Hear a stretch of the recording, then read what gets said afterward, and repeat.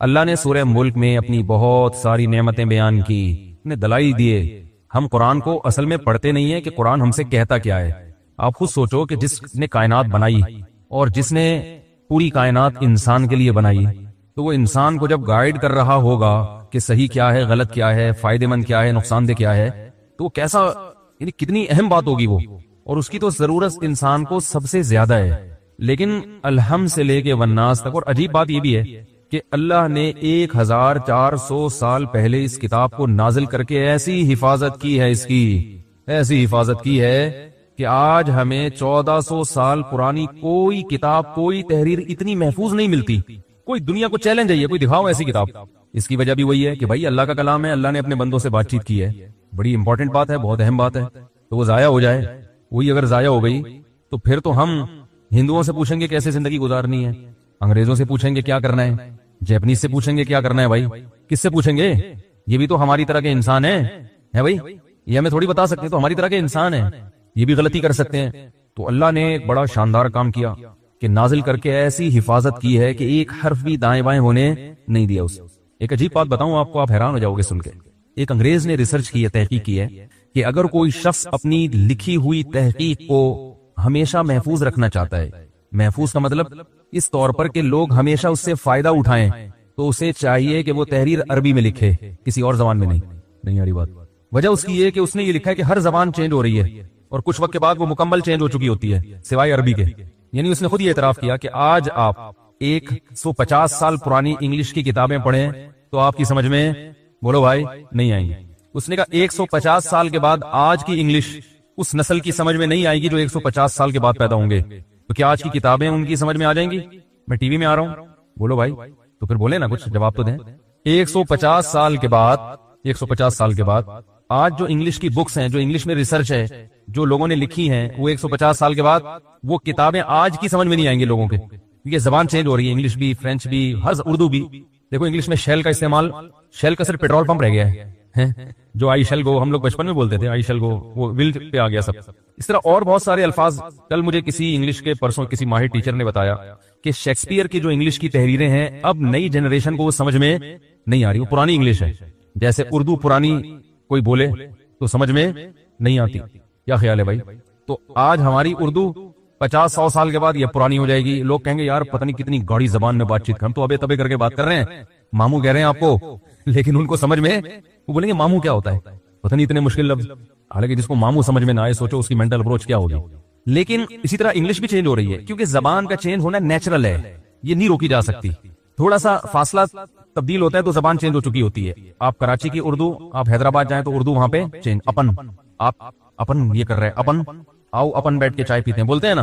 تھوڑا سا آگے جائیں گے تو اور چینج، زبان ہی چینج، پھر آگے جائیں گے اور چینج۔ تو یہ چینجنگ انسان کی فطرت میں ہے، یہ نہیں بول سکتا، لیکن دنیا کی واحد زبان ہے۔ آج محمد صلی اللہ علیہ وسلم کے والد عبداللہ اگر اس زمانے میں آ جائیں تو وہ جو کچھ کہنا چاہتے ہیں، انہیں اپنی بات لوگوں تک، اپنا پیغام لوگوں تک پہنچانے میں ذرا بھی مشکل نہیں ہوگی۔ 20 ملک اور 20 ملک کے رہنے والے لوگ ان کی بات سمجھ رہے ہوں گے، نہیں آ رہی سمجھنے والا، یعنی وہ کچھ بھی بات کریں گے تو 20 ملک کی تو سرکاری زبان عربی ہے اس وقت دنیا میں، جو میری ٹوٹی پھوٹی ریسرچ ہے، ہو سکتا ہے اس میں ایک آدھ کمی بیشی ہو۔ تقریباً 20 ممالک ہیں جن کی سرکاری زبان کیا ہے؟ عربی، جن میں عربی بولی جا رہی ہے اور لکھی جا رہی ہے۔ نیوز چینل ہیں، ٹی وی کے چینل ہیں، یوٹیوب چینل سے بھرے ہوئے ہیں۔ ہمارا عربی سے واسطہ اس لیے نہیں پڑتا کہ ہمیں عربی آتی نہیں ہے نا، لیکن آپ اگر عربی سیکھ لو تو آپ کو پتا چلے گا دنیا کی، ایسا لگے گا آدھی آبادی تو عربی بول رہی ہے، یعنی آپ کے پوری دنیا میں ایک بہت بڑی آبادی سے آپ کا کنیکشن ہو جائے گا۔ اس لیے عربی زبان کو ہلکا نہ سمجھے۔ مراکش، عراق، سعودی عرب، یو اے ای، لبنان، مصر، شام، یہ بڑے بڑے ممالک ہیں، عمان اور سوڈان، یہ سب ان کی آبادی آپ سے کیا ہو جائے گی؟ لنک۔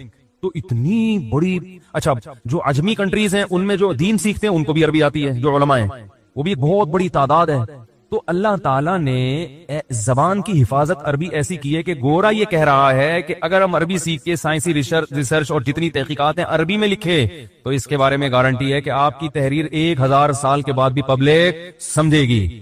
یہ جو حکمت کی کتابیں آج کل حکیم لوگ پڑھتے ہیں، ان میں کچھ کتابیں عربی میں لکھی ہیں 1000 سال پہلے، 700 سال پہلے، 800 سال پہلے، وہ آج بھی اردو میں اس کا ترجمہ ہو رہا ہے، لوگ پڑھ رہے ہیں اس کو۔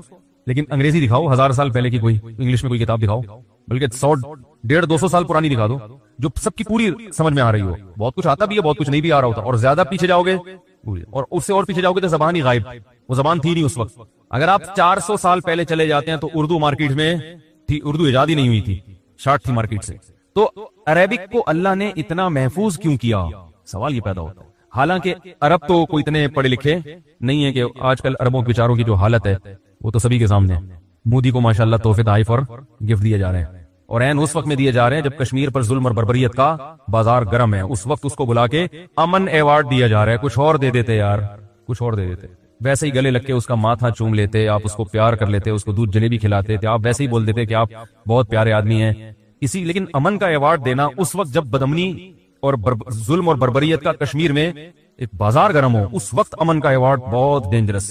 اس کی علامت ہے کہ بھائی آپ بہت خطرناک معاملہ ہے. تو یہ عربوں کا کمال نہیں ہے کہ عربی محفوظ ہے، یہ عربوں کا کمال نہیں ہے، بلکہ عربوں کو جو عزت ملی ہے وہ عربی کی وجہ سے ملی ہے، نہ کہ عربی کو عربوں کی وجہ سے عزت ملی ہے. عربی زبان کی وجہ سے عرب کو پہچانا جاتا ہے. تو میں بار بار اس سوال کو اس لیے ریپیٹ کر رہا ہوں کہ اللہ نے ایسی حفاظت کیوں کی، کیوں کی، کیوں کی، کیوں کی. کوئی لفظ عربی سے شارٹ نہیں ہوا ہے. جیسے شیل شارٹ ہو گیا نا آج کل انگلش میں، صرف پیٹرول پمپ رہ گئے شیل کے، تو عربی میں کوئی لفظ بھی شارٹ نہیں ہوا. وہی گرامر. پانی کو آج سے 1500 سال پہلے عربی میں ماں کہتے تھے، آج بھی کیا کہتے ہیں؟ ماں. آسمان کو سما کہتے تھے، آج بھی کیا کہتے ہیں؟ سما. زمین کو ارض کہتے تھے، آج بھی کیا کہتے ہیں؟ ارض. ابا کو اب کہتے تھے، آج بھی کیا کہتے ہیں؟ اب. اماں کو کہتے تھے، آج بھی کیا کہتے ہیں؟ چچا کو عم کہتے تھے، آج بھی کیا کہتے ہیں؟ عم. پھپھی کو اماں کہتے ہیں، آج بھی کیا کہتے ہیں؟ اماں. ماموں کو خال، آج بھی خال. اور خالہ کو خالہ، آج بھی خالہ. سمجھ میں نہیں آئی بات؟ بھائی کو اخ، آج بھی اخ. بہن کو اخت، آج بھی. بولنے میں کوئی پابندی لگی ہوئی ہے؟ آج بھی اخت کہتے ہیں. چلو پہلی دفعہ نہیں بولا جا رہا، آپ کو آتا نہیں، جب میں نے بول دیا پھر تو بول سکتے ہیں نا. بہن کو کیا کہتے ہیں؟ اخت. تو ایک لحیہ داڑھی کو پہلے بھی کہتے تھے، آج بھی کہتے ہیں. شعر بال کو پہلے بھی کہتے تھے، آج بھی شعر کہتے ہیں. بلکہ عربی کا اتنی حاوی ہے دوسری زبانوں پر کہ کسی اور زبان سے الفاظ نہیں لیتی، بلکہ دوسروں کو پرووائڈ کرتی ہے الفاظ. ٹھیک ہے نا، یہ مؤثر ہے. آسمان سما سے اردو میں کہاں آ گیا؟ عربی سے آیا. ارتھ انگلش میں یہ ارض سے آیا ہے. یعنی عربی میں ارض تھا تو عربی نے انگریزی میں بھی گھسیڑ دیا یہ. ٹھیک ہے نا، اس کو ارتھ بنا دیا. تو دوسروں میں تو اپنے الفاظ داخل کر رہی ہے، لیکن اتنا دوسروں سے الفاظ لینا کہ خود چینج ہونا شروع ہو جائے، یہ عربی نہیں کر رہی. سمجھ رہے کہ نہیں سمجھ رہے؟ تو بھائی وجہ یہ ہے کہ اللہ تعالیٰ نے جو گائیڈنس آسمان سے نازل کی ہے نا اپنے بندوں کو بتانے کے لیے کہ اس پہ چلنا ہے، وہ گائیڈنس عربی زبان میں ہے. زبان چینج ہو گئی تو وہ گائیڈنس چینج، پتہ ہی نہیں چلے گا اصل کیا ہے. ہر ایک کا اخپل طریقے سے ترجمہ کر رہا ہوگا. اور سب پشتو بولتے ہیں اخپل، تو پتہ ہے نا آپ کو. ہر آدمی اخپل طریقے سے ترجمہ کر رہا ہوگا، پتہ ہی نہیں چلے گا اس میں یہ انہوں نے گڑبڑ تو نہیں کی ہے بھائی، یہ وہی ہے یا کچھ اور اپنی طرف سے بھی ترجمے میں الفاظ لوگ بڑھا دیتے ہیں. تو اللہ نے متن کو محفوظ کر دیا کہ اس میں چینجنگ نہیں ہو سکتی. تو سوال وہیں گھوم کے آتا ہے کہ اللہ تعالیٰ کو اتنی یعنی اس مسئلے میں اللہ تعالیٰ نے اتنی اہمیت سے حفاظت کیوں کی ہے؟ اس لیے کہ اللہ تعالیٰ نے انسان کو آخرت کے لیے پیدا کیا ہے، دنیا کے لیے پیدا نہیں کیا. اور آخرت میں یا تو ہمیشہ کی کامیابی یا ہمیشہ کی ناکامی. دیکھو ایک گورنمنٹ آپ سے امتحان لیتی ہے، ایم اے کے امتحانات ہوتے ہیں، بی اے کے پیپر ہوتے ہیں بہت سارے، ان میں بھی آپ کامیاب بھی ہوتے ہو اور ناکام بھی ہوتے ہو. گورنمنٹ پرچہ ایسی زبان میں دے دے جو کسی کی سمجھ میں نہیں آ رہا. مرزا غالب کی اردو استعمال کر کے اردو میں پرچہ آ گیا، تو آپ بولو گے یہ کیا ہے بھائی، ہم نے تو ناکام ہی ہونا ہے اس میں. تو ایسی زبان استعمال کی جائے گی جو معاشرے میں رائج ہو، تاکہ آپ حجت تمام ہو جائے، آپ اپنی مرضی سے فیل ہو، اپنی مرضی سے پاس. تو اللہ نے ایسی زبان کا انتخاب کیا اور اس کو اللہ نے محفوظ کیا کہ وہ زبان قیامت تک چینج نہیں ہوگی. 1400 سال تک نہیں ہوئی نا، اب تو ناممکن ہے، کیونکہ جتنی چینجنگ زبانوں میں اب تک ہوئی ہے اتنی چینجنگ اب نہیں ہو رہی ہے. تو گرامر اور زبانوں کو کافی حد تک سیو کر لیا ہے. تو 1400 سال میں نہیں ہوا، اب وہ خود کہتے ہیں ان کے ماہرین کہ اب نہیں ہو سکتی، اس کی بنیادیں بڑی مضبوط ہیں. تو اللہ تعالیٰ نے اسی زبان میں سورہ ملک بھی نازل کی جو ہم پڑھ رہے ہیں اسی زبان میں، اور اس میں اللہ نے بتایا افمن یمشی مکبا علی وجہہ اہدی، جس کو بھی عربی گرامر آتی ہے نا، یہ آیت بہت آسانی سے سمجھ میں آتی ہے. افمن، آ کا مطلب کیا، فا کا مطلب تو، من کا مطلب جو، یمشی چل رہا ہے. دیکھو یمشی بھی اردو میں آیا ہے. مویشی کہتے ہیں نا، مویشی مال مویشی، ان کو مویشی کیوں کہتے ہیں؟ چلنے والے جانور ہیں. تو عربی سے اردو میں بہت سے الفاظ آئے ہیں. افمن یمشی، بھلا وہ ذات جو چل رہی ہو، وہ شخص جو چل رہا ہو، مکبن الٹے پاؤں، علی وجہہ، علی کا معنی پر، وجہ کہتے ہیں چہرے کو. 1400 سال پہلے یہ آیتیں نازل ہو رہی ہیں اور آج بالکل آسانی سے سمجھ میں آ رہی ہیں. وجہی، علی وجہی، جو اپنے چہرے کے بل چل رہا ہو. اہدا، یہ کمپیریٹیو ڈگری ہے، کیا زیادہ ہدایت پر ہے؟ ام من، یا وہ شخص، افمن یمشی مکبا علی وجہہ اہدا ام من یمشی سویا، یا وہ شخص جو چل رہا ہو یمشی سویا، بالکل برابر برابر، علی صراط مستقیم، ایک ایسے راستے پر جو بالکل سیدھا ہے. تو بتاؤ کون سے لائف اسٹائل چاہتے ہو بھائی؟ اللہ ہم سے پوچھ رہے ہیں. بتاؤ مجھے ایک بات اپنے ضمیر سے, میں بھی اپنے آپ کو خطاب کر رہا ہوں. صبح اٹھ کے پتا ہوتا ہے کہ ہم کرنا کیا ہے, ہمارا ویژن کیا ہے, ہمارا ہدف ہے. میں اپنے آپ کو بھی خطاب کر رہا ہوں, میں کوئی آپ کو ملامت نہیں کر رہا, میں بھی بڑا نالائق ہوں, یہ اس لیے بیان کر رہا ہوں, اللہ مجھے بھی ہدایت دے. صبح اٹھ کے پتا چلتا ہے کہ ہمارا ویژن کیا ہے, ہدف کیا ہے, کچھ پتا نہیں ہوتا. گوروں کو پتا ہوتا ہے ویژن کیا ہے, لیکن غلط ویژن بنایا ہوتا ہے انہوں نے. اس پہ آپ ان سے بحث کریں تو ثابت کر سکتے ہیں کہ یہ تمہارا ویژن کیا ہے, غلط. جس چیز کو تم نے ہدف بنایا وہ ہدف بنانے کے قابل نہیں ہے. لیکن ہمارا تو سرے سے کوئی ہدف نہ غلط نہ صحیح. جاب کرنی پڑتی ہے مجبوراً, کہ روٹی تو بہرحال پیٹ میں جائے نا, بھوک لگے گی, وہ تو مجبوراً, وہ بھی کوئی ہدف نہیں ہے. پڑھ لیتے ہیں کہ یار اب کلچر یہی ہے کہ اسکول جانا ہے, پھر کالج جانا ہے, پھر یونیورسٹی جانا ہے, وہ ظاہر ہے سب یہی کر رہے ہیں تو ہم بھی یہی کریں گے. جاب مل جائے, پڑھے لکھے لوگ ذرا اچھے لگ رہے ہوتے ہیں دیکھنے سے, تھوڑا انگلش آ جائے گی. ہمارے استاد انگلش کو بولتے تھے انگلش, ٹھیک ہے نا, تو وہ کہتے تھے انگلش کو سیدھی طرح سے بولنے میں مزہ نہیں, انگلش کو تھوڑا اسٹائل میں بولو تو پھر وہ انگلش بنتی ہے. تو وہ انگلش کو کیا کہتے تھے, انگلش. ویسے ہی ان کی طبیعت میں مزاج بہت تھا, تو تھوڑا انگلش آ جائے گی, تھوڑا سا ٹھش فش کرنا سیکھ جائیں گے, تھوڑی عزت ہو جائے گی, احترام ہو جائے گا, مر جائیں گے, اور کیا ہوگا. تو ہدف نہیں ہے. اللہ تعالیٰ ہمیں بتا رہا ہے کہ دیکھو جس کا ایک ہدف ہوتا ہے اس کی طرف چلتا چلا جا رہا ہے. وہ والا لائف اسٹائل چاہتے ہو یا جانوروں جیسی زندگی چاہتے ہو؟ جانور کا سرے سے کوئی ہدف ہے ہی نہیں. اب دیکھو قربانی کے جانور ہم نے لا کے باندھے تھے, سوچتے ہی نہیں ہے کہ کیوں کر رہے ہو ہمارے ساتھ, کیوں باندھ رہے ہو. ایک جانور ذبح کرو, دوسرا وہ بڑے آرام سے تیسرا کھڑے ہوئے اپنی باری کا انتظار کر رہا ہوتا ہے, اس لیے کہ ان کا مقصد ہے ٹائم پہ کھانا مل جائے, پیاس لگے تو پانی مل جائے. وہ ان کو مل رہا ہے, کہہ رہے ہیں چھوڑو بھاڑ میں جائے, وہ مر رہا ہے, وہ کٹ رہا ہے, اس کی چانپیں بن رہی ہیں, اس کے پائے لٹکے ہوئے ہیں. ابھی تھوڑی دیر پہلے وہ ہم سے باتیں کر رہا تھا, ہے بھائی, وہی گائے ہم سے باتیں کر رہی تھی, ابھی دیکھو اس کی کھال کیسے لٹکی ہوئی ہے کھوٹے سے. ان کو اس سے کوئی غرض نہیں ہے. تو ہم وہ کیا جانور کیا دیکھتے ہیں اکثریت کو, وہ کہتے ہیں میرے ساتھ جو گائے ہے اس کو بھی کوئی ٹینشن نہیں ہے, تو مجھے بھی کوئی ٹینشن نہیں ہونی چاہیے. بھائی اتنی گائے کٹ گئی ہیں تو باقی بھی تو تمیز سے کھڑی ہوئی ہے نا, اپنی بھاری کا انتظار کر رہی ہیں, تو ہم بھی. دلائل سے سوچنا یہ جانور کا کام نہیں ہے. انسان میں اور جانور میں فرق تو یہی ہے کہ وہ ہر وقت سوچتا ہے. یہ جو رائٹ اور رانگ یہ انسانوں کی لغت میں ہے, جانوروں کی ڈکشنری میں رائٹ اور رانگ کا لفظ نہیں ہے. ان کے یہاں سب کچھ رائٹ ہے. وہ کہتے ہیں انسان کا رائٹ ہے کہ ہمارے ساتھ رائٹ کرے یا رانگ کرے. یہ بھی شعر ہے بھائی, یہ بھی کیا ہے, شعر ہے. انسان کا رائٹ ہے کہ ہمارے ساتھ رائٹ کرے یا رانگ کرے, ان کی مرضی.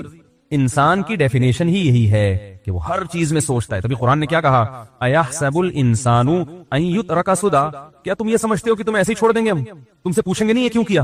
غیر مسلم کی زندگی, بے دین لوگوں کی زندگی کے کوئی اصول اور ضابطے نہیں ہیں. ان سے اگر آپ پوچھو نا یہ کیوں کیا, ان کے پاس اس کیوں کا کوئی معقول جواب نہیں ہوتا. جواب ہوتا ہے, معقول جواب نہیں ہوتا. جس دنیا کو انہوں نے ہدف بنایا وہ دنیا ان کے سامنے ساتھ چھوڑتی ہے, ان کے سامنے. مجھے پرسوں کسی نے بتایا کسی بالی ووڈ کے ایکٹر کے بارے میں کہ وہ ایکسرسائز کرتا ہے صبح 4 بجے اٹھ کے, اور پھر پتہ نہیں کیا کیا اس کی روٹین, اور بڑا اچھا لائف اسٹائل اور جاگنگ, اور یہ پاکستانیوں کی طرح پوستیوں کی طرح جو سو رہے ہیں ایسا نہیں ہو, ایسے زبردست فٹنس, یہ کھانا یہ نہیں کھانا, بڑی زبردست زندگی ہے. میں نے کہا محنت بہت ہے, آؤٹ پٹ کچھ بھی نہیں ہے. وہ یہ سب کچھ کیوں کر رہا ہے تاکہ صحت کو مینٹین رکھا جا سکے, میں اسمارٹ نظر آؤں. کیا خیال ہے, یہی ہے نا. کیا ہو گیا بھائی مجھے تھوڑا ٹھنڈا پانی پلا دیں گے, اگر یہاں رکھا ہوا ہے تو پلا دیں ورنہ رہنے دیں.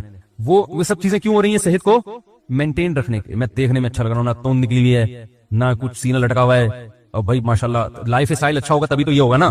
پوستیوں کی طرح پڑے رہو, کھا رہے ہیں تو ٹھوستے سے, پھر تھوڑی ہیرو بن ہی نہیں سکتا وہ. جزاک اللہ, الحمدللہ. تو یہ جو اتنی محنت ہو رہی ہے یہ کس لیے کہ میں دیکھنے میں اچھا نظر آؤں. تو کیا ساری ہمیشہ وہ اچھا نظر آئیں گے؟ وہ بولو نا, ریٹائرمنٹ کی عمر آئے گی اور اس وقت یہ ساری صلاحیتیں برباد. جتنی کوشش کر لو بڑھاپا بہرحال آئے گا, روک نہیں سکتا کوئی بڑھاپا. چہرے پہ جھریاں کسی کا باپ نہیں روک سکتا, صرف استری کرنے سے ختم ہو سکتی ہیں. یہ چہرے کی جو جھریاں ہیں نا, کہتے پانی زیادہ پیو تو چہرے کی جھریاں وہ یعنی اچھا فریش رہتا ہے چہرہ. یہ بات درمیان میں پانی کی آ گئی تو ایک جملہ مکمل کر لوں. یہ جو میں نے کئی بیانات کیے نا, پانی اتنا پینا چاہیے اتنی پیاس لگ رہی ہے, اس میں ایک چیز کو ایڈ کر لیں. یہ کلپ میں لے آئیے گا, یہ جو لوگ 20 گلاس اور صبح اٹھ کے نہار منہ پی رہے ہیں, اس میں نے آپ کو ایک ریسرچ بتائی تھی, میں دوبارہ اس پہ نہیں جاؤں گا. تو ایک بات خوب اچھی طرح ذہن میں رکھیں کہ یہ جو ہم کہتے ہیں کہ میں جو بار بار کہتا ہوں یہ ڈاکٹروں ہی کی بات ہے. کچھ ڈاکٹر اس سے اختلاف کرتے ہیں, کچھ حمایت کرتے ہیں, لیکن یہ نیچر کی بات ہے جو میں کرتا ہوں. جتنی پیاس لگ رہی ہے اتنا پانی پی لو, یہ باڈی خود بتا دے گی. لیکن اس میں ایک چیز کو ایڈ کر لیں کہ بعض لوگوں کو جتنی پیاس لگنی چاہیے لگتی نہیں ہے, اس کی وجہ سے ان کی باڈی میں پانی کی کمی ہو جاتی ہے, ان کو ایکسٹرا پانی پینا پڑتا ہے. سمجھ رہے ہو؟ اب ان کو جتنی پیاس لگنی چاہیے اتنی لگتی کیوں نہیں ہے؟ اس کی وجہ نشے کا استعمال, کولڈ ڈرنک اور کیفین. یہ جو چائے ہے نا, چائے کا ایک نقصان یہ بھی ہے کہ یہ پیاس کو ختم کر دیتی ہے. تو باڈی کو خواہش ہوتی ہے پانی کی, لیکن باڈی بتا نہیں رہی ہوتی. سمجھ میں نہیں آ رہی بات. تو پھر ایسے آدمی کو بلا پیاس بھی پینا پڑتا ہے. یعنی ہم تو نیچر کی بات کریں گے جب تمیز سے چل بھی تو رہے ہو نا, سب نیچر کے مطابق چل رہے ہو, تو پھر قدرت کے سارے سسٹم صحیح کام کریں گے. آپ نے اندر چھیڑ چھاڑ کر کے قدرتی سسٹم کو خراب کر دیا تو پھر تو ہر چیز خراب ہو گئی نا. کولڈ ڈرنک بھی یہی کرتی ہے. پانی کی کمی پوری نہیں ہوتی، لیکن باڈی کو ایسا لگتا ہے کہ پانی، کیونکہ اس میں شکر کی مقدار اتنی زیادہ ہوتی ہے، اس سے تو اور پانی کی یعنی پانی چاہیے ہوتا ہے باڈی کو، لیکن باڈی مطمئن ہو جاتی ہے کہ ہم نے پانی پی لیا ہے، تو وہ پانی کی کمی پوری نہیں کرتی. تو پھر ایسے کوئی اس طرح کی کوئی لائف میں آپ کے ایب نارملٹی ہے تو پھر آپ کو پانی زیادہ الگ سے پینا پڑے گا، کیونکہ باڈی تو بتا نہیں رہی ہے جتنے پانی چاہیے. میں اس آدمی کی بات کر رہا ہوں اپنے بیان میں کہ جس کو یعنی اتنا پانی پینا چاہیے جتنی پیاس لگے، جو نیچرل لائف گزار رہا ہو، کوئی پان گٹکے اور یہ کیفین چائے کا پھونکتا رہتا ہے سارا دن بیٹھ کے، کڑک کڑک چائے کے مزے لیتا رہتا ہے، ٹھیک ہے نا، اور یہ کولڈ ڈرنک چڑھاتا رہتا ہے، وہ تو پھر سارا اندر کا سسٹم ہی خراب ہے نا. تو اس کو تو چاہیے کہ پھر وہ پانی زیادہ پیو. اصل تو یہ چاہیے کہ چھوڑ دے یہ چیزیں، سمجھ رہے ہو، یہ چیزیں چھوڑ دے تاکہ باڈی جو ہے وہ صحیح کام کرے اور جیسے اس کو جتنا پانی اس کو چاہیے وہ بتائے. تو یہ مسئلہ ہوتا ہے چائے جو پیتے ہیں نا ان کے ساتھ کہ وہ پانی کی کمی. اچھا، چائے ایک طرف پیاس کا احساس ختم کرتی ہے، پیشاب زیادہ لاتی ہے، یعنی پانی کی جتنی باڈی کو ضرورت ہے باڈی وہ بتا بھی نہیں رہی، اور پیشاب جتنا پانی باڈی میں ہے وہ پیشاب بنا کے آپ چائے کم کریں یا چھوڑ دیں تو دیکھو پیشاب کم ہو جائے گا خود بخود. تو وہ جب آپ چائے پیئیں گے نا تو پیشاب کیا ہوگا زیادہ، اس سے پانی نکل جاتا ہے جسم کا. تو ایسے آدمی کو بہرحال پانی پھر زیادہ پینا پڑتا. سمجھ رہے کہ نہیں سمجھ رہے؟ نہیں آ رہی تو رہنے دیں. ایسا نہ ہو کہ وہ صبح شام چائے پی کے کہہ رہے ہیں تو پیاس، مفتی صاحب نے کہا جتنی پیاس لگے اتنا پانی پیو، تو آپ پھر پوری لائف مفتی صاحب کے حساب سے گزاریں جیسے کہہ رہے ہیں، ٹھیک ہے. بالکل اس کی مثال ایسے ہے کہ جیسے حدیث میں آتا ہے نبی صلی اللہ علیہ وسلم نے کھانے کے بعد پانی پیا ہے، اور قرآن میں بھی آتا ہے کلو اشربو، کھاؤ پیو موج کرو. مذہبی کھانے کے بعد ہی آتا ہے پانی، لیکن پھر کھانا بھی اتنا جتنا نا تمیز سے انسانی فطرت ہے، ٹھوستا جا رہا ہے ٹھوستا جا رہا ہے ٹھوستا جا رہا ہے. پھر کھانے کے بعد پانی پیو گے تو کیا ہوگا، نقصان ہوگا. تو پھر وہ پھر یعنی پھر وہ حدیث اس پہ چسپاں نہیں آئے گی. جب بھی کسی حدیث کو فالو کیا جاتا ہے تو پورا فالو کیا جاتا ہے، آدھا حدیث لے لیا آدھا اپنا کلچر لے لیا، کہیں کے بھی نہیں رہے، ٹھیک ہے نا. تو اسی طرح یہ جو میں کہتا ہوں پانی بوائل نہ کریں، یہی کچا پانی پی لیا کریں. تو یہ بھی جب ہے جب صاف آ رہا ہو. اگر یہ بارشوں کا گٹر کا ملا ہوا آ رہا ہے پھر خدا کے بندے ابال کے پیو. پھر میں نہیں کہہ رہا کہ کچا پیا کرو. ویسے بوائل کر کے پانی پینے سے کیا ہوتا ہے کہ آپ کو اس کی ایسی لت پڑے گی کہ پھر آپ میں ریزسٹنٹ پاور ختم ہو جاتی ہے. ذرا سا بھی آپ نے کہیں پانی پیا کسی ہوٹل میں بیمار ہو جاتے ہیں. تو اتنا چھوئی موئی نہ بناؤ اپنے آپ کو. تمام پیغمبروں نے کچا پانی پیا ہے، صحابہ تابعین سب یہی پیتے تھے، یہ فطرت ہے انسان کی ایسے سادہ، لیکن وہ صاف ہونا چاہیے. صاف کا مطلب چشمے کا پانی ہو یا بورنگ کا صاف ستھرا. لاہور کا پانی اتنا میٹھا اتنا بہترین پانی ہے، وہ بھی لوگ ابال ابال کے پی رہے ہیں. اگر لاہور کے پانی میں بدبو آ رہی ہے کوئی گٹر لائن ہے پھر تو ٹھیک ہے، ورنہ بھائی وہ جو صاف پانی آ رہا ہے جو بورنگ کا پانی ہے جو میٹھا ہے اس کو لیبارٹری ٹیسٹ بھی کروا لے احتیاطاً، تو وہ بہترین پانی ہے، اس کو آپ پئیں، اس کو خام خام میں بوائل نہ کریں. ہاں کوئی بیمار ہو جائے پیٹ خراب ہو جائے پھر بوائل کر کے پلا دیں، لیکن نارمل. لیکن یہ میں نے بتایا کہ میں جو کہہ رہا ہوں یہ نارمل پانی کے بارے میں، جو ابھی بارشوں میں گٹر لائنیں مکس. ابھی بارش میں باہر نکلا ہوں، ہر گٹر ابل رہا ہے، ہر گٹر ابل رہا ہے. تو اتنی بارشوں سے نہریں جاری نہیں ہے جتنی گٹروں سے نہریں جاری ہیں. کالے کالے پانی جو ہے وہ، تو کیا حال ہونے والا ہے، اللہ بچائے یار. کراچی کا تو بھنگی خانہ بنا دیا حکمرانوں نے. تو خیر تو بات کیا چل رہی تھی؟ ہاں تو بڑھاپا تو آئے گا، کیا خیال ہے؟ تو وہ کہتے ہیں یہ کرو یوں ایسے زندگی گزارو پھر بھی آئے گا بڑھاپا. تو جب یہ اتنی ایکسرسائز جو آدمی کر رہا ہے صبح صبح اٹھ کے یہ وہ کر رہا ہے یوں کر رہا ہے اور ایسا لائف اسٹائل، اس کا ہدف کیا ہے؟ میں دیکھنے میں اچھا لگوں بس، اس کے علاوہ کوئی ہدف نہیں ہے. یہ کوئی بڑا ویژن نہیں ہے، یہ کوئی بہت بڑی سوچ نہیں ہے جس کے لیے آپ اتنی محنت کر رہے ہو. اور آپ ایک وقت کے بعد کسی کو بھی خدا کی قسم اچھے نہیں لگو، اپنے آپ کو نہیں لگو کہ شیشے میں کھڑے ہو کے بولو گے یار یہ کیا ہے یار. یہ جو ایکٹر اتنی محنت کر رہا ہے صبح صبح اٹھ کے، ایک دن ایک وقت آئے گا کہ شیشے میں کھڑے ہو کر بولے گا یار یہ کیا ہے، تو مرتا کیوں نہیں ہے. وہ کیا ایک بچے نے دیکھا کہ جو ہے نا وہ دادی استری کر رہی ہے نا، تو پوچھا کہ یہ کیا کر رہی ہے، بیٹا سلوٹیں آ گئی ہیں کپڑے پہ تو میں استری سے کیا کر رہی ہوں دور. تو کہنے لگا دادی پھر اپنے چہرے پہ بھی کر لیں.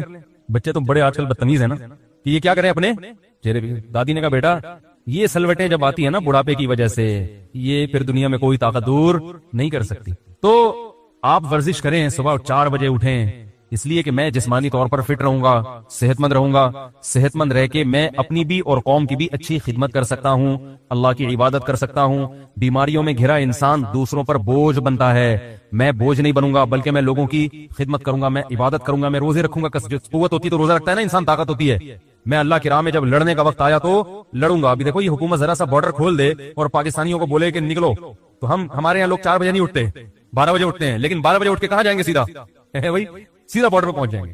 حکومت تھوڑا سا بارڈر کھول دے کہ بھائی پاکستانی عوام آ رہی ہے، جہاں جہاں کشمیریوں پہ ظلم ہو رہا ہے، جو لوگ ظلم کر رہے ہیں ان ظالموں کو پکڑنے کے لیے ہم نے تھوڑا سا بارڈر کھولا ہے. 1 فٹ کھول دے بس، خالی 1 فٹ، بلکہ 1 فٹ کی بھی ضرورت نہیں ہے، 6 انچ کھول دے، ہم جگہ خود بنا لیں گے اس میں سے، ٹھیک ہے نا.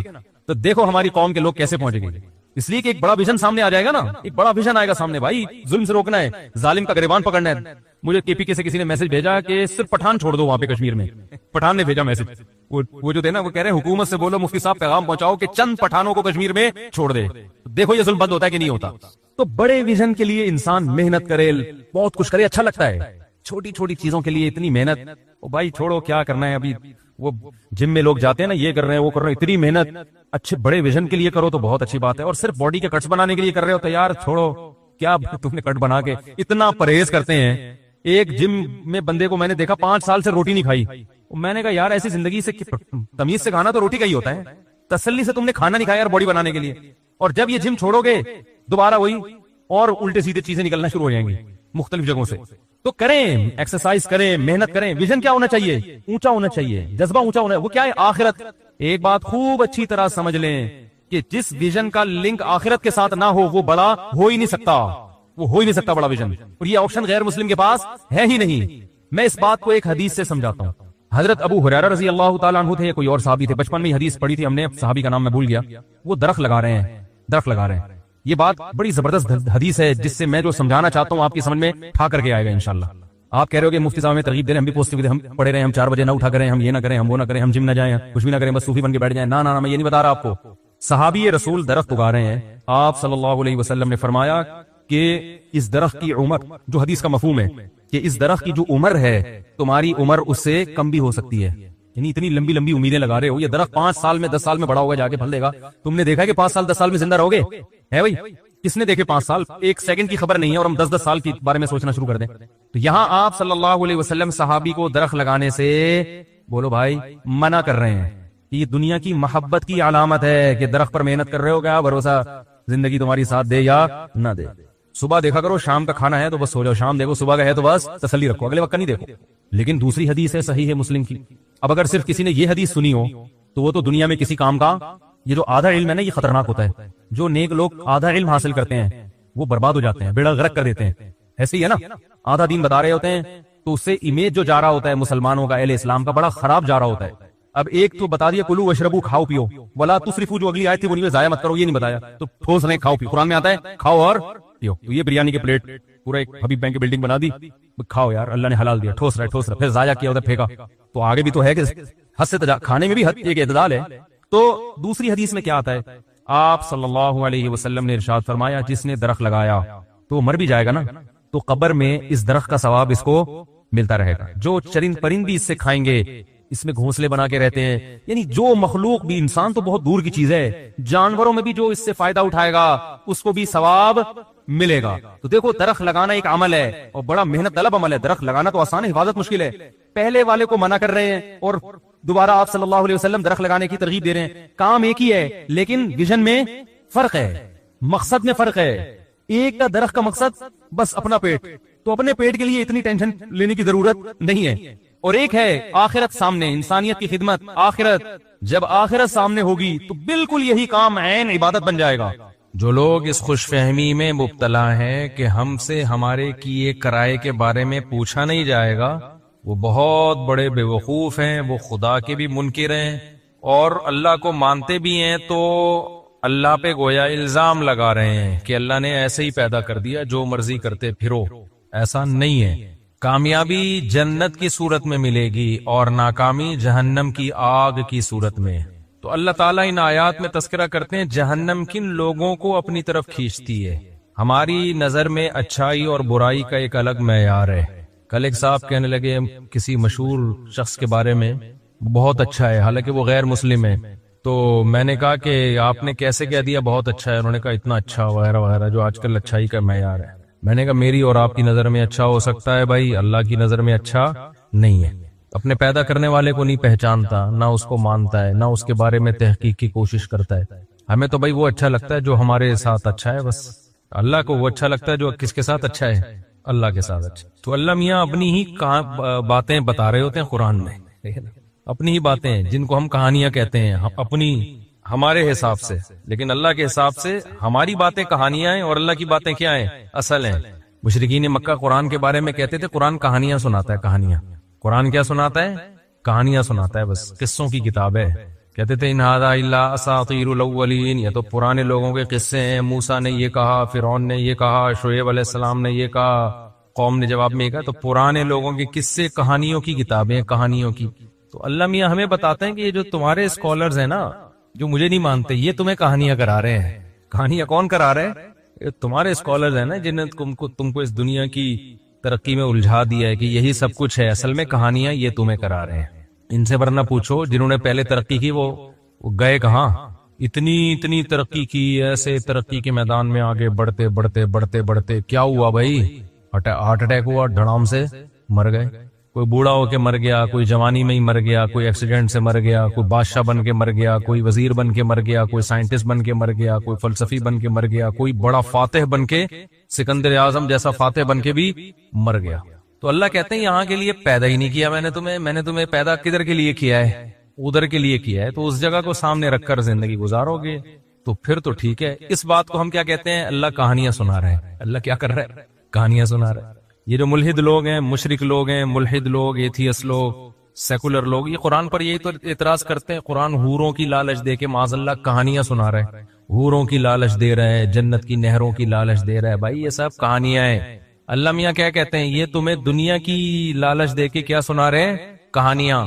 اللہ کی باتوں کو کہانی کہہ رہے ہو۔ وَمَنْ أَصْدَقُ مِنَ اللَّهِ قِيلًا، حالانکہ اللہ سے سچی بات کس کی ہو سکتی ہے؟ اور انسان جب انسان کو گائیڈ کرتا ہے اس میں اپنے مفادات اس کے سامنے ہوتے ہیں، اپنی خواہشات ہوتی ہیں، تو اپنی خواہشات جس کے سامنے ہیں وہ جو تمہیں بتا رہا ہے وہ ٹھیک ہے، اور میں جو سنا رہا ہوں وہ کیا ہے؟ کہانیاں۔ اللہ کہتے ہیں میرا تم سے کیا لینا دینا، مجھے کیا فائدہ، مجھے نہ تمہاری عبادت کی ضرورت، تمہاری نافرمانی سے میرا کوئی نقصان نہیں ہے۔ حدیث میں آتا ہے ساری دنیا کے سارے انسان جمع ہو کے اللہ کے خلاف ہو جائیں تو سمندر کے پانی میں سوئی ڈبو کے آپ نکالتے ہیں نا تو کتنا پانی کم ہو جاتا ہے، اتنا بھی اللہ کی ملکیت اور حکومت کو نقصان نہیں ہوتا، اور سارے اللہ کے فرما بردار بن جائیں تو اتنا فائدہ بھی نہیں ہوتا۔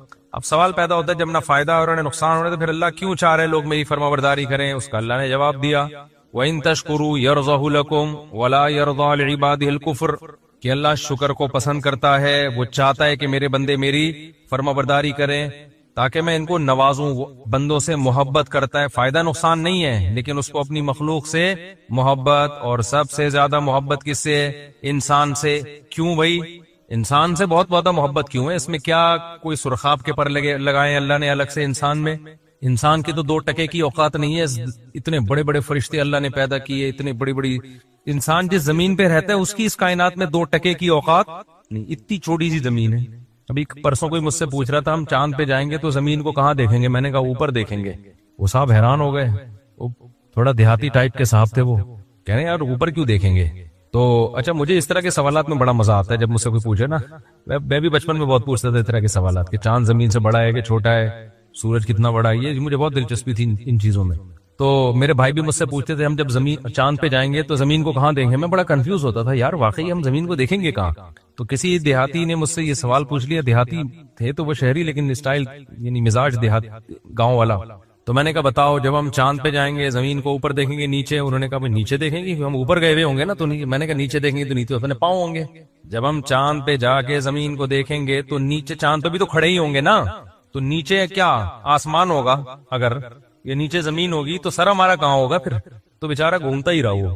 میں نے کہا نیچے اترا چاند سے، زمین پہ ہی ٹھیک ہے، آپ زمین پہ ہی کیا ہو؟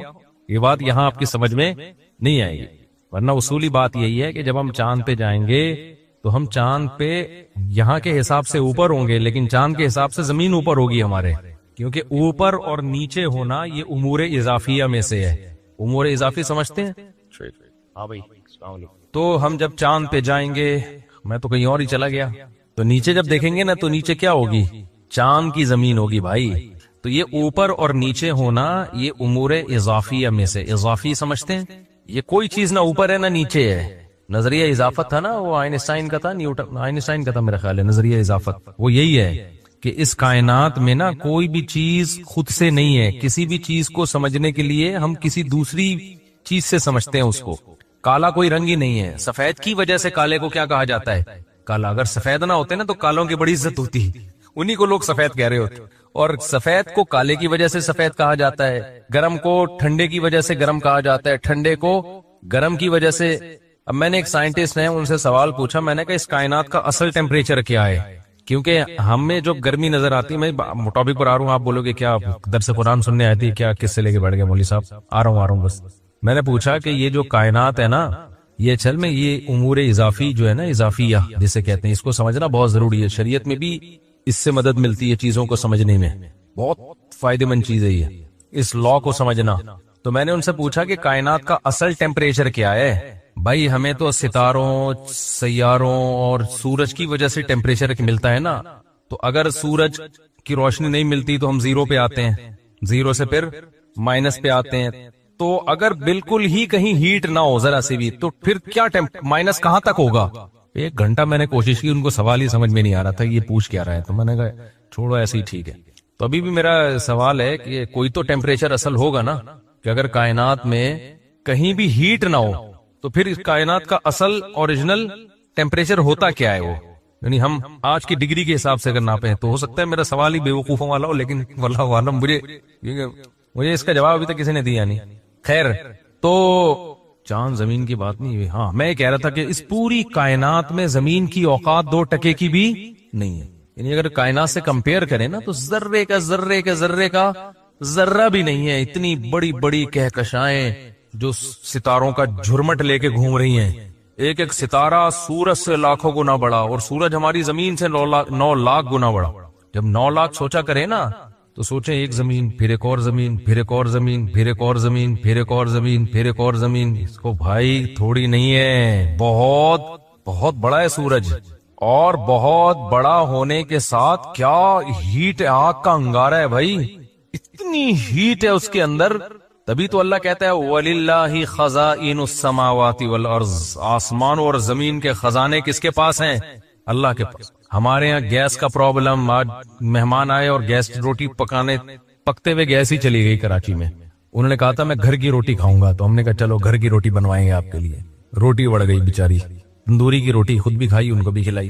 تو ہم تو اس کو یہاں کے حساب سے دیکھ رہے ہیں نا، گیس کو دیکھ رہے ہیں. بھائی اگر کائنات میں جاؤ گے تو یہ تو کچھ بھی نہیں ہے. اتنے وسائل ہیں اس کائنات میں. انسان کی تو یہ جو کہتے ہیں نا انسان کے خوراک کے ذخیرے کم ہو رہے ہیں، بہت بڑا لطیفہ ہے یہ. اس پہ ہنسا کرو. جب آپ کے یونیورسٹی کے ٹیچر کہا کرے نا بچے اتنے پیدا ہو رہے ہیں ایکچولی ہمارے پاس وسائل نہیں ہے، تو آپ کہو صرف یہ لطیفہ پرانا ہو گیا، کوئی نیا لطیفہ سنائیں آپ.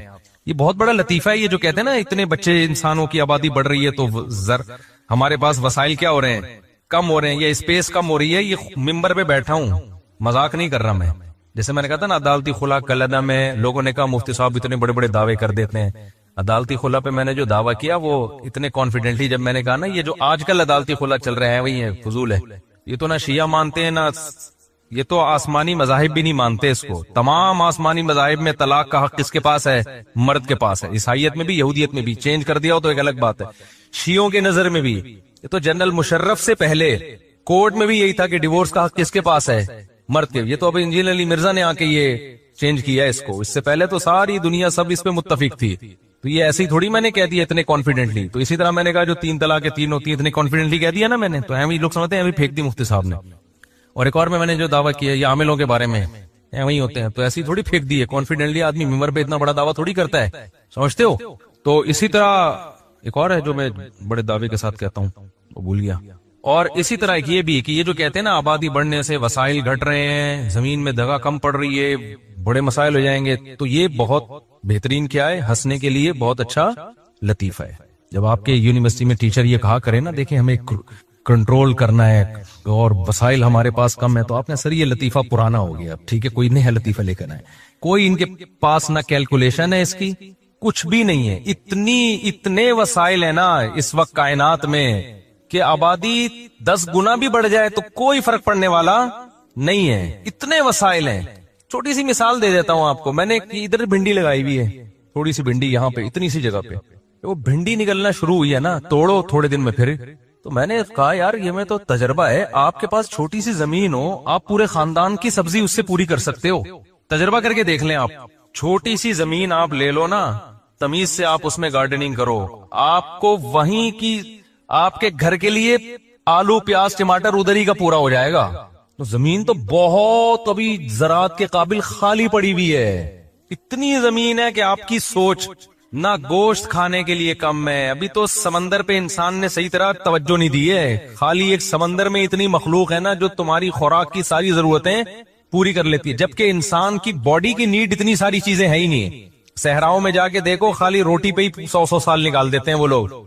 فضول قسم کا بس جو غیروں نے دعویٰ کر دیا دم ہلائی ان کے سامنے. تو یہ بڑی پانی اتنا کہ سب ڈوب کے مر جائیں اس میں. یہ کہتے ہیں نا پانی کے ذخائر کم ہو رہے ہیں, یہ لطیفے ہیں, ان پہ ہنسا کرو, ٹھیک ہے نا, بہت اچھے اچھے لطیفے ہیں. تو لوگ جو غربت سے مرتے ہیں نا, یہ بھوک سے مرتے ہیں, وہ ڈسٹریبیوشن میں ناانصافی ہو رہی ہوتی ہے. وہ تو کروڑ پتی باپ کے کروڑ پتی گھر ہو, اس میں بھی اگر 9 بچے وہ جائیداد پہ قبضہ کر کے بیٹھ جائیں اور ایک کو روٹی بھی نہ دیں تو وہ بھی اس بنگلے میں بھی بھوک سے مرے گا وہ. خیر یہ بھی ٹاپک نہیں ہے, تو میں ہر بیان میں تھوڑا تھوڑا تڑکا لگاتا رہتا ہوں. تو پتہ ہے وسائل کم نہیں ہے, کم کیا چیز ہے جس کی وجہ سے غربت آتی ہے؟ ان وسائل کو استعمال کرنے والی قوتیں. اور وہ قوت کیا ہے؟ انسان. اس قوت کی بیس کہاں سے شروع ہوتی ہے؟ مشینیں بھی کون بناتا ہے؟ یعنی قوت ہے نا, تو وہ اس سے پیچھے انسان ہوتا ہے. انسان کا دماغ استعمال ہوتا ہے, وہ مشینیں ایجاد کرتا ہے. انسان کے بازو استعمال ہوتے ہیں, وہ مشینوں کو استعمال کرتا ہے. تو جتنے انسان ہوں گے نا, آپ کے پاس ذہین دماغوں کا ریشو اتنا بڑھ جائے گا, ایجادات کے چانسز اتنے بڑھ جائیں گے, مزدور اتنے زیادہ ہوں گے. کچھ لوگوں کو اللہ نے کھوپڑی نہیں دی ہوتی, ان کو اللہ نے مضبوط بازو دیے ہوتے ہیں, وہ گڑے کھود دیتے ہیں. کچھ لوگوں کو اللہ نے کھوپڑی ایسی دی ہوتی ہے کہ وہ صرف کھوپڑی استعمال کرتے ہیں, اور وہ لاکھوں آدمیوں کا کام ایک کھوپڑی کر لیتی ہے. تو جب آبادی بڑھتی ہے تو کھوپڑیاں بھی بڑھ جاتی ہیں, ان کا ریشو ذہین کھوپڑیاں. اور آبادی بڑھتی ہے تو مزدوروں کا ریشو بھی کیا ہوتا ہے؟ ہر طرح کی پروڈکٹ مارکیٹ میں زیادہ, تو ترقی تو ہوگی نا.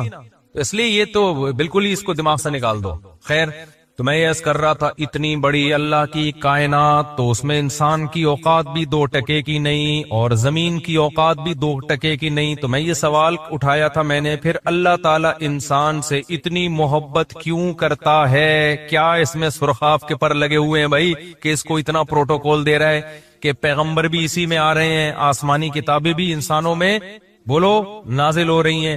انہی کے لیے کائنات کو بنایا گیا. پوری کائنات کس کے لیے بنائی گئی ہے یار؟ اتنی بڑی کائنات, 9 لاکھ گنا بڑا سورج, پھر سورج سے بھی لاکھوں گنا بڑے اور ستارے, پھر ان ستاروں سے اور بڑے ستارے.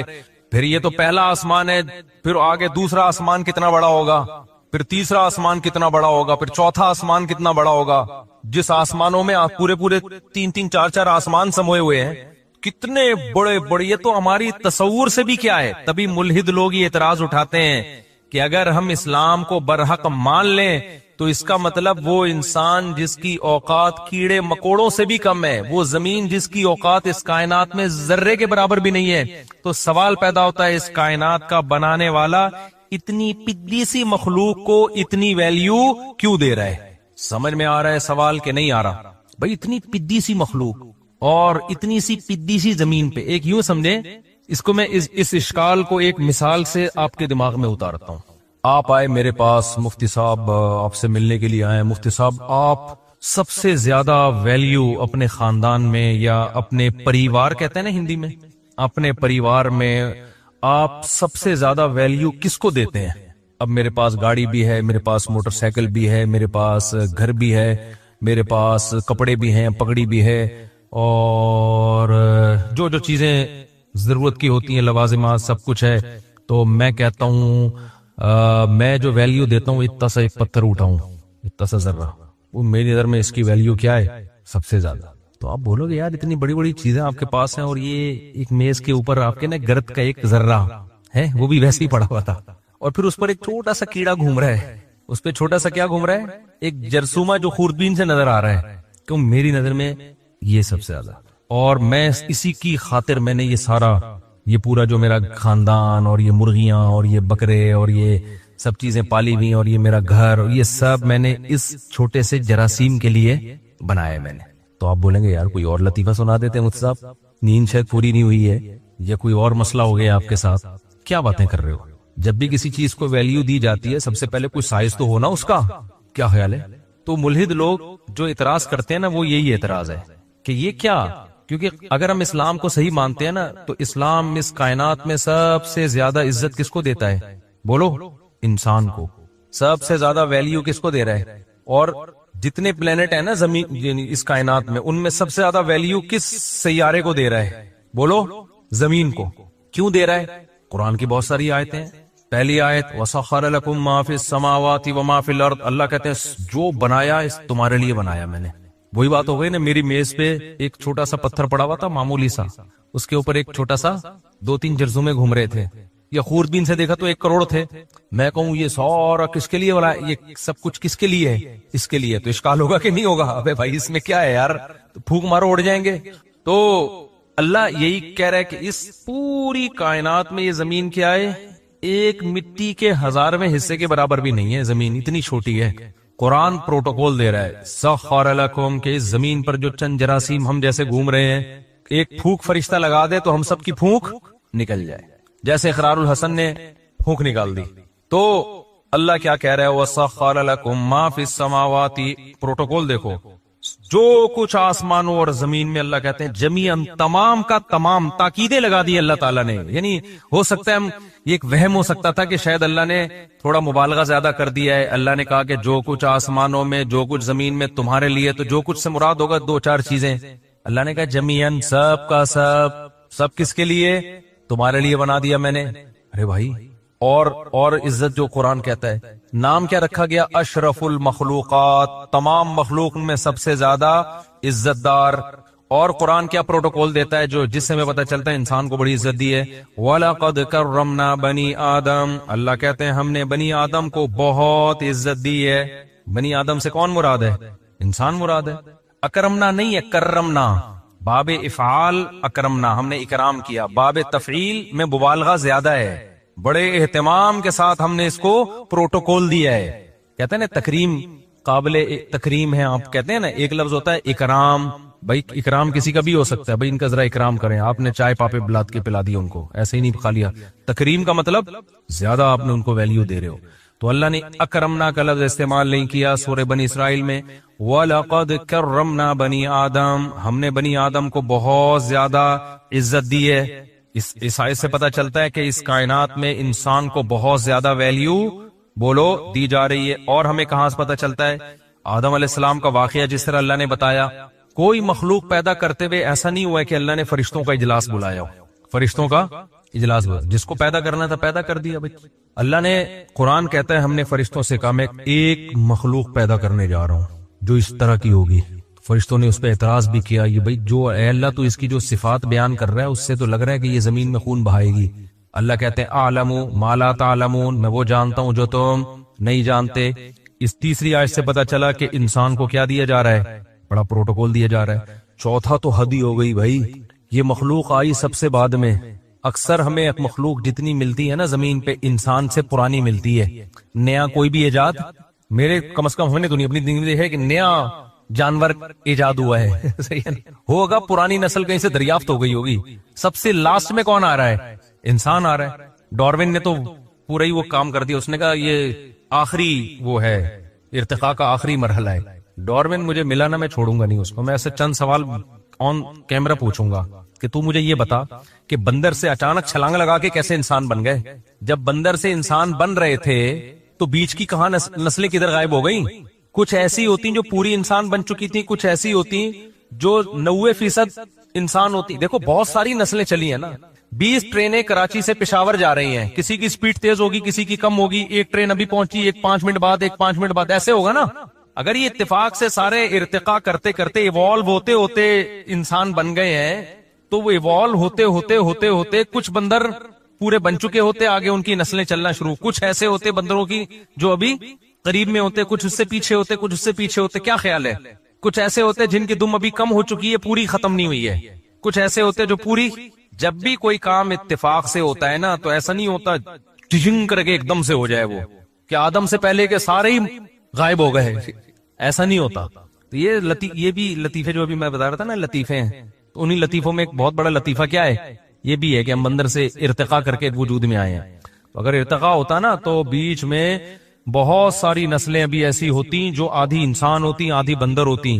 بن مانس کو کہتے ہیں آدھا انسان آدھے بندر، تو اس کے بیچ میں بھی ہوتی نسلیں، اس کے بیچ میں بھی ہوتی۔ کچھ ایسے ہوتے، یہاں بیان میں 2-4 ایسے بیٹھے ہوتے، ہم کنفیوز ہوتے۔ آپ جیسے ہومو سیکسولیٹی جو لوگ قائل ہیں نا، تو کہتے ہیں ہم نہ ادھر کے ہیں نہ ادھر کے، ہم بیچ کے ہیں۔ دیکھو ایسے بچے پیدا ہو جاتے ہیں کہ وہ نہ مرد ہوتے ہیں نہ عورت ہوتے ہیں، لیکن ڈاکٹر کہتے ہیں اس میں عورت والی علامتیں کیا ہیں؟ زیادہ ہیں۔ اور بعض ایسے ہوتے ہیں جس میں ڈاکٹر کہتے ہیں کہ مرد والی علامتیں ان میں زیادہ ہیں۔ بالکل بیچ کے خربوں میں کوئی، لاکھوں میں کوئی ایک ہوتا ہے جس کے بارے میں فیصلہ کرنا مشکل ہوتا ہے کہ یہ ادھر ہے، وہ تقریباً نہ ہونے کے برابر ہے وہ۔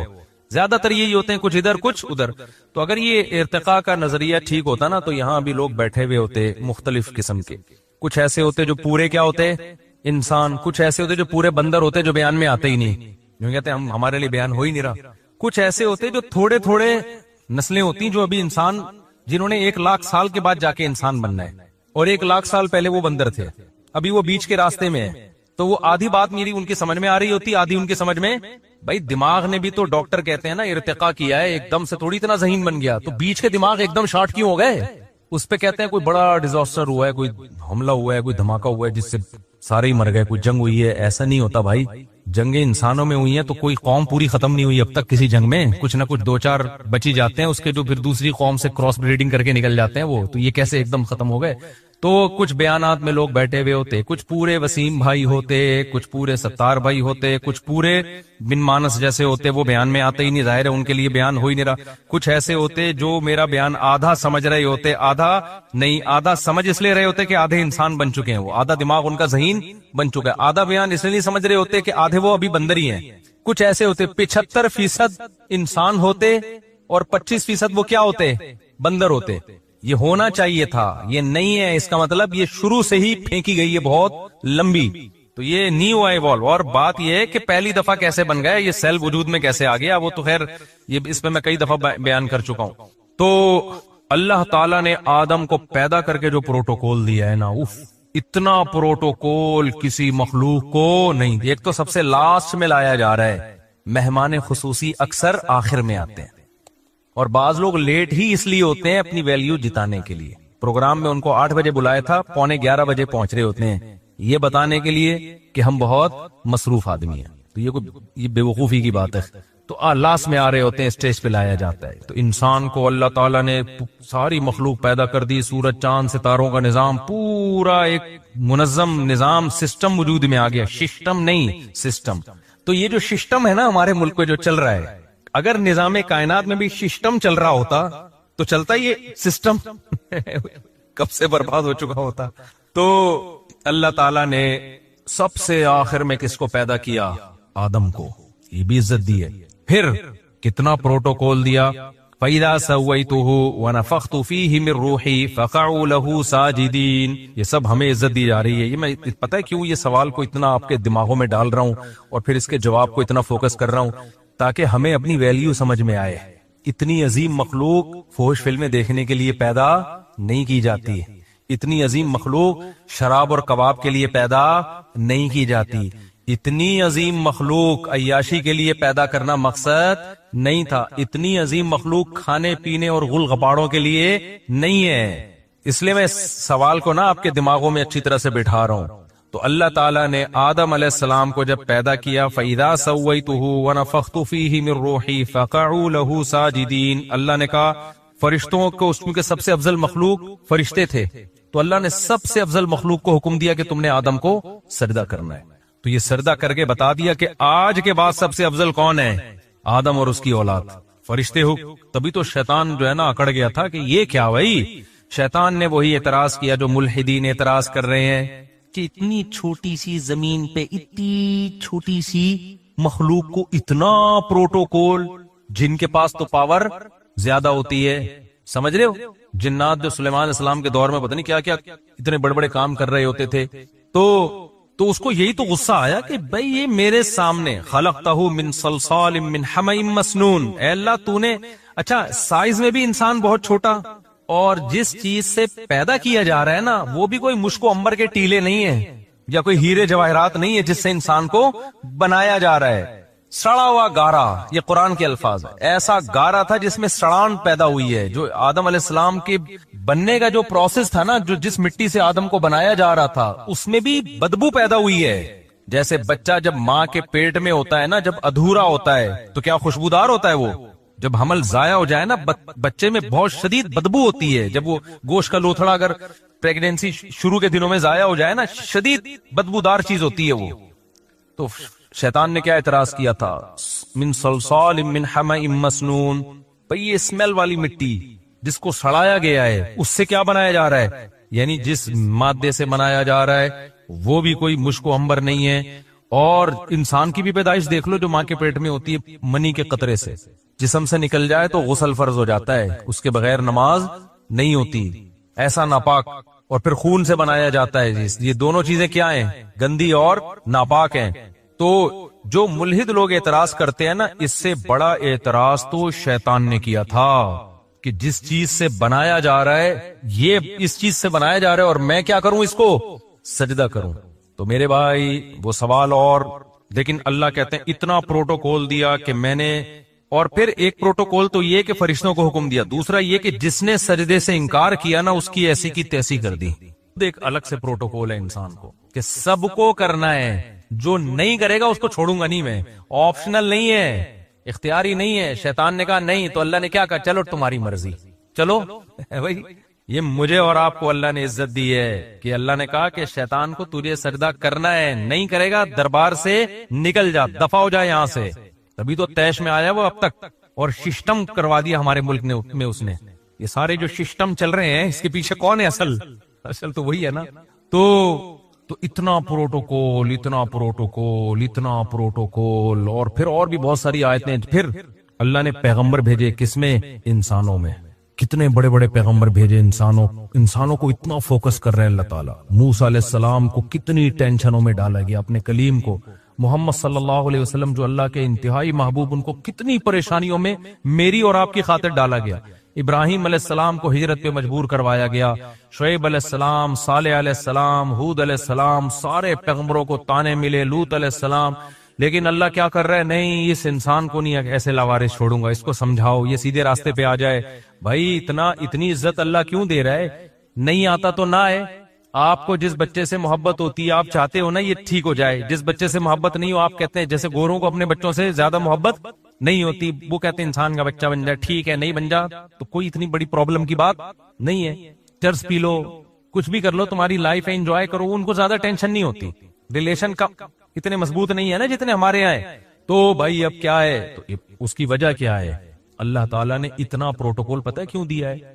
اور اچھا یہ اعتراض اللہ نے بھی اٹھایا ہے، کلا انا خلقناہم مما یعلمون۔ اللہ کہتے ہیں انسان اگر یہ سمجھتا ہے کہ یہ اپنی ذات کے اعتبار سے، اپنے مادے کے اعتبار سے بہت عزت والا ہے، تو نہ ہرگز ایسا نہیں ہے۔ ہمیں معلوم ہے ہم نے انسان کو کس چیز سے بنایا ہے، ایک غلیظ پانی سے، سڑے ہوئے پانی سے ہم نے اس کو بنایا ہے، اور ماں کے پیٹ میں بھی حیض کے گندے خون سے انسان کی پرورش ہوتی ہے۔ تو اللہ کہتے ہیں یہ اس مادے کے بیس پہ کبھی بھی یہ اپنی برتری دوسری مخلوق پہ ثابت نہیں کر سکتا۔ تو بھائی پتہ ہے کیوں اتنا پروٹوکول دیا؟ اس کھوپڑی کی وجہ سے۔ یہ جو کھوپڑی، حسن نثار نے ایک بڑا زبردست کل بیان دیا، حسن نثار کی باتوں سے اکثر میں اختلاف کرتا ہوں، لیکن اس کی جو ورڈنگ ہے نا بڑا دفعہ بڑی خاندانی ہوتی ہے۔ اس نے کہا کہ جتنے بھی دھڑ جن کے اوپر کھوپڑی رکھی ہے نا، ضروری نہیں کہ اس میں دماغ بھی ہو۔ ٹھیک ہے، ایک سیاستدان پہ اعتراض کیا تھا کہ جتنے بھی دھڑ جن کے اوپر کھوپڑی ہو تو ضروری نہیں کہ، یعنی ہمیں نظر تو آ رہا ہوتا ہے دھڑ کے اوپر سر رکھا ہوا، تو یہ ضروری نہیں ہے کہ سر کے اندر دماغ بھی ہو۔ یہ جو صحافی لوگ ہوتے ہیں نا، یہ لکھ کے بول کے ان کو بڑا ایک زبان پہ بڑا عبور حاصل ہو جاتا ہے۔ تو مجھے کسی نے کلپ بھیجا، جب اس نے کہا نا ہر وہ دھڑ جس کے اوپر کھوپڑی رکھی ہے تو یہ ضروری نہیں ہے کہ اس کھوپڑی کے اندر دماغ بھی ہو۔ تو اور واقعی صحیح بات ہے۔ تو انسان کو جو اتنا پروٹوکول دیا گیا، وجہ اس کی یہ ہے کہ 7ویں آسمان سے لے کے تحت الثری تک، زمین کے آخری مرکز تک، یہ والی کھوپڑی اللہ نے کسی مخلوق کو نہیں دی ہے۔ اس کھوپڑی کی بیس پر انسان کو فضیلت ہے، جس کو اللہ نے علم سے تعبیر کیا ہے۔ علم جاننے کو کہتے ہیں، جاننے کی صلاحیت انسان میں ہے، دوسری مخلوقات میں اس درجے کی صلاحیت نہیں ہے جس درجے کی انسان کو اللہ نے صلاحیت دی ہے۔ سمجھ میں آ رہی ہے بات کہ نہیں آ رہی ہے؟